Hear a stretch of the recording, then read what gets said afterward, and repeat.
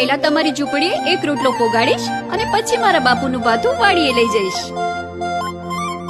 ધન્ય છે દીકરી, ધન્ય છે તારા માતા પિતાને, ધન્ય છે તારી સમજણને બેન. બાપુ, તમે ઝૂંપડી જઈને આરામ કરો, હું મારું કામ કરું. ભલે દીકરી, મેલડી માતાજી તારું હારું કરશે. હે મારી દેવી મેલડી, તમે મને આજે મારી દીકરી હજી કેમ ન આવી? બહુ વાર લગાડી. આજ તો બહુ મોડું થઈ ગયું, થકાઈ પણ ગયું.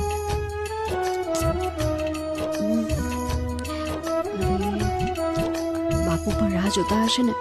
પેલા બાપા મળી ગયા, બિચારા બહુ ભલા હતા.